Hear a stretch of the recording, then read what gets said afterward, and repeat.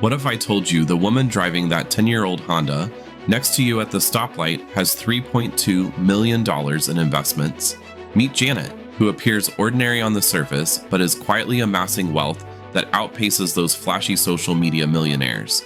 In this video, I'm breaking down how boring millionaires like Janet achieve true financial freedom through a powerful mindset shift most people overlook.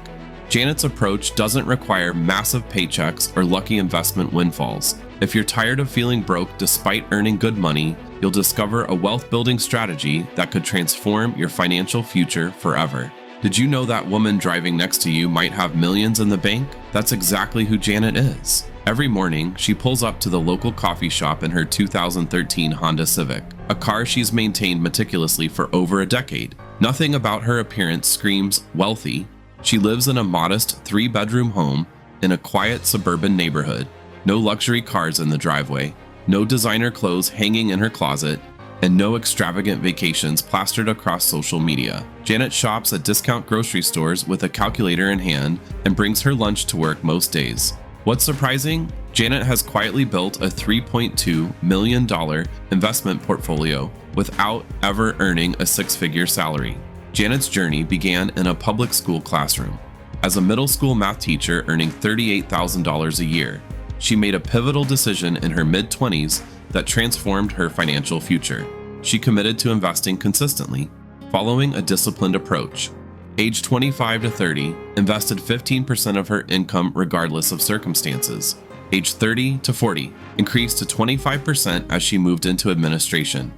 Age 40 plus, reached an impressive 40% investment rate. The secret was treating my investments like my most important bill, Janet explains. I paid myself first, before anything else. During a car breakdown that threatened her budget, Janet recalls thinking, "This repair hurts now, but staying committed to my investments will matter more in 30 years. This mindset kept her focused when others might have paused their investing. While friends upgraded to luxury SUVs and vacation homes, Janet maintained her reliable Honda and channeled her resources into building wealth. Her strategy remained straightforward. She maxed out her teacher's retirement account yearly and systematically invested in low-cost index funds, tracking the overall market. I never tried to beat the market or chase hot stocks, she says. I just consistently bought pieces of the entire market and let time do the heavy lifting." Janet also recognized opportunity. During the 2008 housing crash, while others panicked, she purchased 3 rental properties in desirable neighborhoods at bargain prices. Today, those properties generate over $4,000 in monthly income while appreciating significantly in value. Her spending philosophy is equally important. "I only buy what truly adds value to my life, not what others expect me to have," she explains. "Before any purchase, I ask myself, will this bring lasting happiness, or am I just trying to impress someone else?" This mindset puzzles many friends who wonder why she doesn't live it up more. Janet smiles at these questions. "People misunderstand what I'm doing," she says. "They see it as sacrifice, but I see it as freedom. Every dollar I don't waste on impressing others is a dollar buying my independence." For Janet, true wealth means having options. The freedom to retire whenever she chooses. The ability to help family members in need. The peace of mind knowing she'll never worry about money again. That snowball effect that built Janet's wealth? It works in reverse too. For every quiet millionaire like Janet, there are dozens of high earners trapped in an expensive game of keeping up appearances.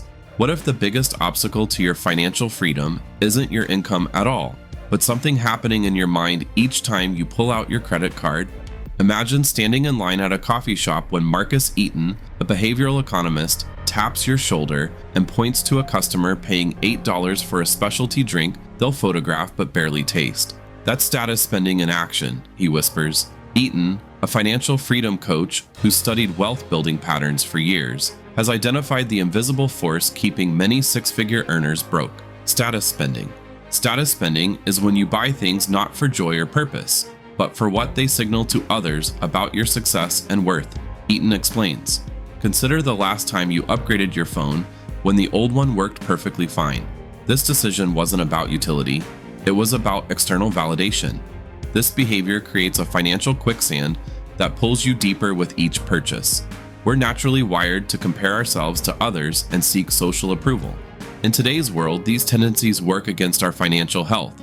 That luxury car immediately loses 20% of its value driving off the lot. That designer outfit becomes outdated next season.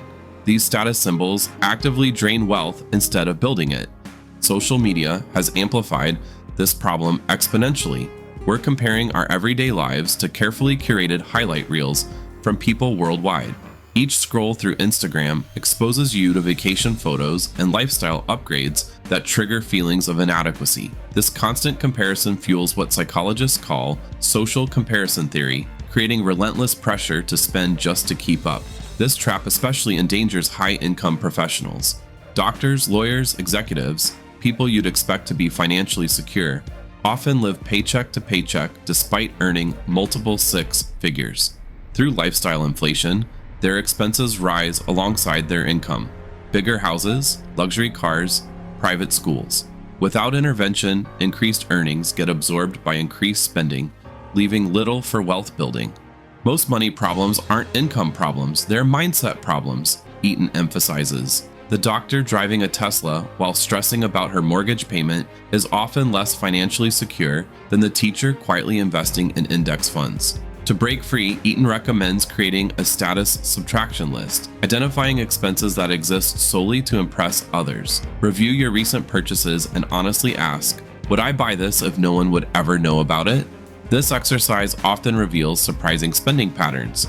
By systematically eliminating status spending, you redirect thousands toward investments instead. Breaking this cycle requires recognizing the difference between spending that creates lasting value and spending that merely creates the appearance of success. While most people chase the appearance of wealth, actual millionaires operate with an entirely different mindset. Have you ever wondered why someone earning $50,000 a year can sometimes build more wealth than someone making 3 times as much? The surprising answer has nothing to do with income and everything to do with which side of a critical mental divide you're standing on.